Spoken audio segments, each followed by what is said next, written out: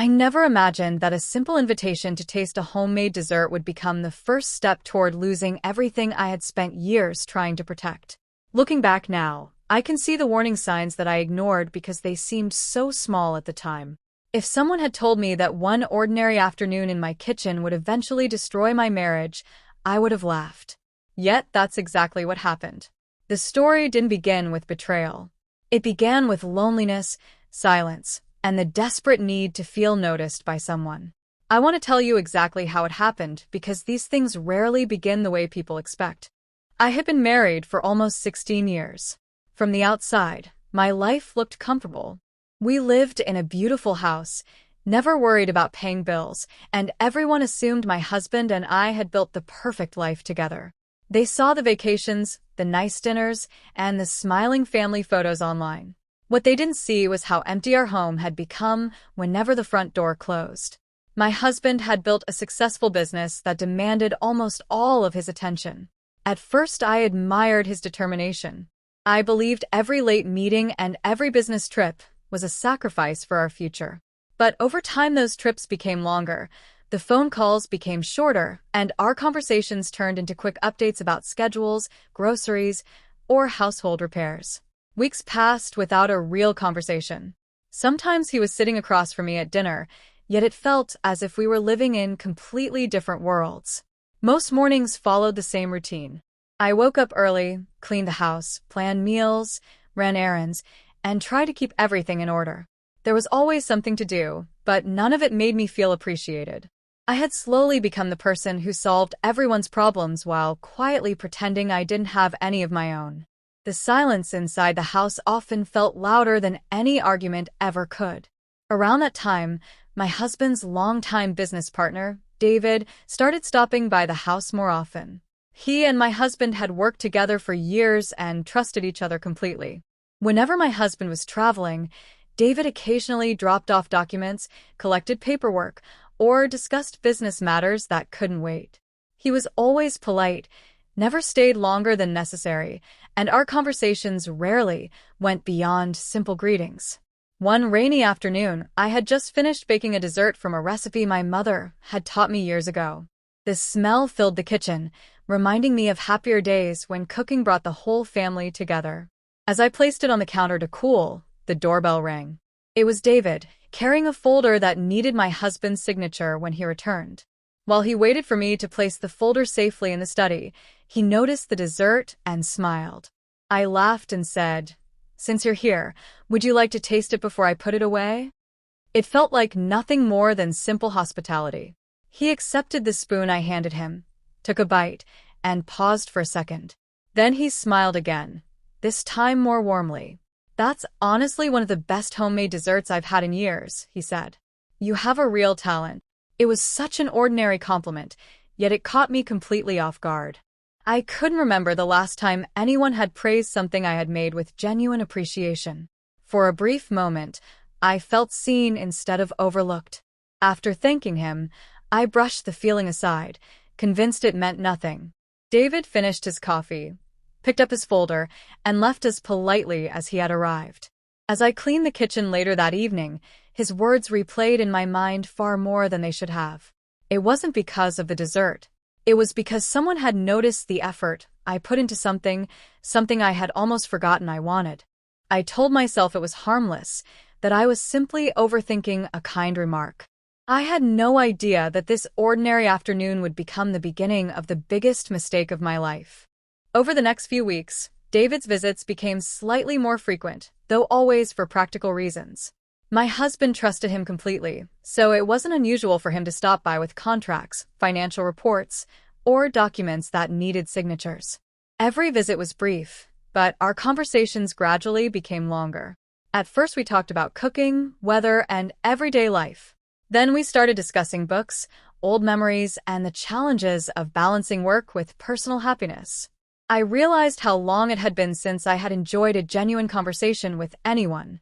My husband remained constantly occupied with expanding his business.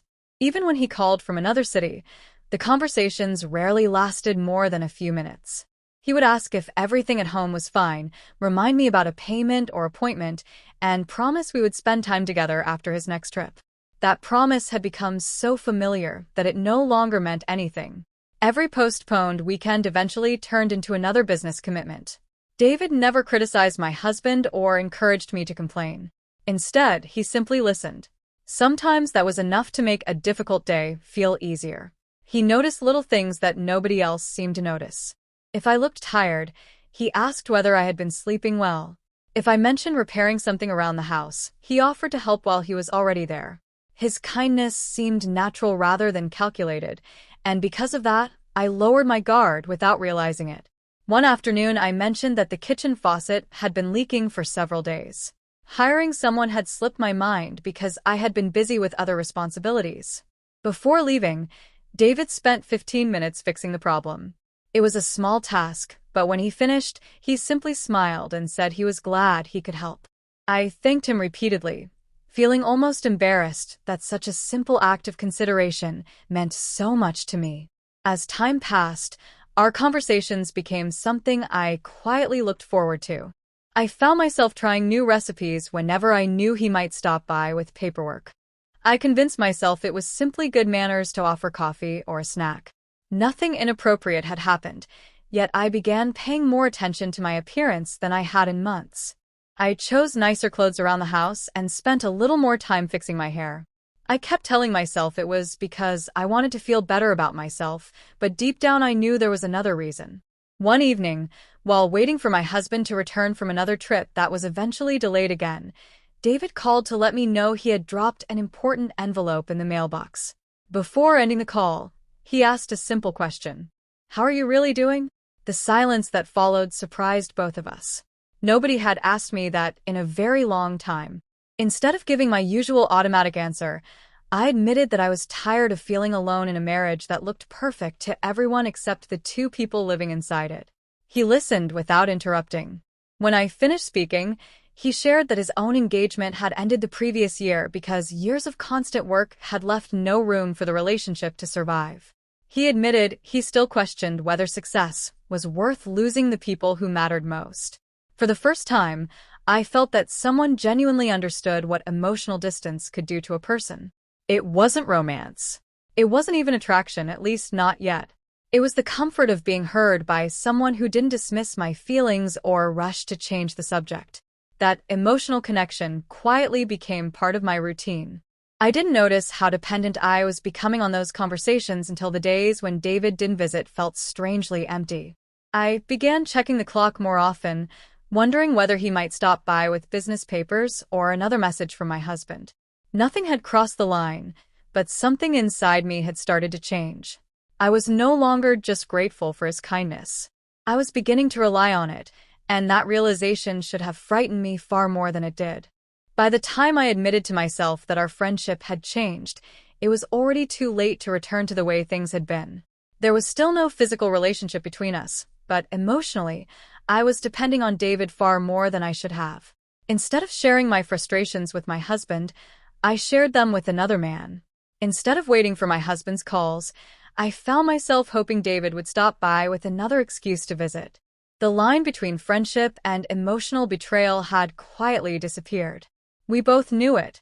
One afternoon, after delivering several business documents, David stayed longer than usual because heavy rain had made driving difficult. We sat in the kitchen with coffee, listening to the storm outside.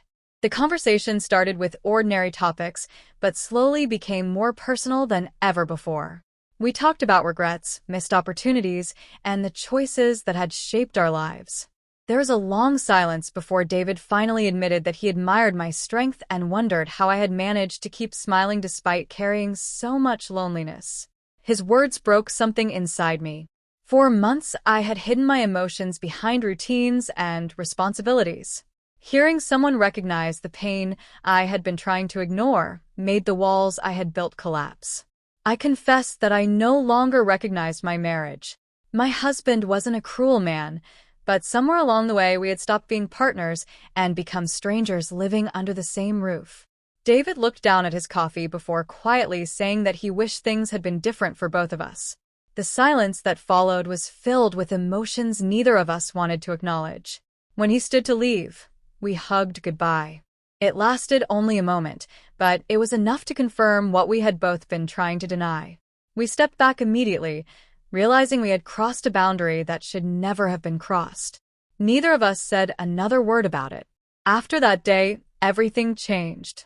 Our conversations became shorter, more cautious, and filled with awkward pauses. We avoided being alone whenever possible, yet the emotional distance we tried to create only made the guilt heavier. Every time my husband called, I felt a knot form in my stomach. He talked about upcoming meetings and future plans while I answered with forced calm, knowing I was hiding something that was already damaging our marriage. The guilt followed me everywhere. I couldn't enjoy my mornings, my hobbies, or even the quiet moments I once appreciated. Every room in the house reminded me of the choices I had made. I started asking myself the same question over and over again. If nothing physical had truly happened, why did I still feel like I had betrayed my husband? The answer was simple. Because betrayal doesn't always begin with actions. Sometimes it begins with the decision to give someone else the emotional place that belongs to your spouse. A few days later, my husband called unexpectedly to say he was cutting his business trip short and would be home the following evening. Instead of feeling excited, I felt panic. I hated myself for reacting that way, but I couldn't change it. David and I agreed that our conversations had to end completely. We both accepted that continuing any contact beyond business matters would only make things worse. I believed we had ended the situation before irreversible damage was done. I was wrong. When my husband arrived home, he greeted me warmly, but within minutes I noticed he seemed unusually quiet. During dinner, he watched me carefully, asking small questions that felt strangely deliberate. Later that evening, he picked up my phone from the kitchen counter after it vibrated with a new message. I reached for it almost instantly, and that single reaction changed the expression on his face. He slowly placed the phone back on the table and looked directly into my eyes. For the first time in our marriage, he asked me a question I wasn't prepared to answer. Is there something you've been hiding from me? At that moment, I realized the truth had finally caught up with me, and nothing would ever be the same again. I stared at my husband, searching for the right words, but none came. The silence between us said more than any explanation ever could. He had known me long enough to recognize when I was hiding something, and my hesitation confirmed every fear that had begun forming in his mind. I could have denied everything. I could have blamed stress, exhaustion, or misunderstanding. Instead, I realized that another lie would only deepen the damage I had already caused. I quietly admitted that I had grown emotionally attached to David. I explained that our conversations had gradually become the place where I shared thoughts and feelings I should have been sharing with my husband. I made it clear that although we had recognized the danger and tried to end it before it became a physical affair, I knew that emotional betrayal was still betrayal. The trust my husband had placed in both of us had already been broken. He didn't interrupt. He simply listened with an expression I had never seen before. It wasn't anger alone. It was disappointment, confusion, and heartbreak all at once. When I finished speaking, he asked only one question. Why didn't you tell me you were this unhappy? That question hurt more than any accusation could have. The honest answer was painful. I had convinced myself that he was too busy, too distracted, or too tired to listen. Instead of insisting that we confront the growing distance between us, I had chosen the easier path of accepting attention from someone else. I wasn't searching for revenge or excitement. I was searching for comfort. But the moment I accepted that comfort from the wrong person, I began destroying the very relationship I had once promised to protect. The following morning, my husband contacted David and asked to meet him privately. I wasn't there for their conversation, but I later learned that David accepted responsibility for his part without making excuses. He admitted that he should have recognized the emotional boundaries much sooner and stepped away completely. He resigned from the business within days, believing it was the only respectful decision left. It didn't repair the damage, but it prevented the situation from becoming even worse. My husband and I attempted to rebuild what had been broken. We attended counseling together and spent weeks discussing everything we had ignored for years.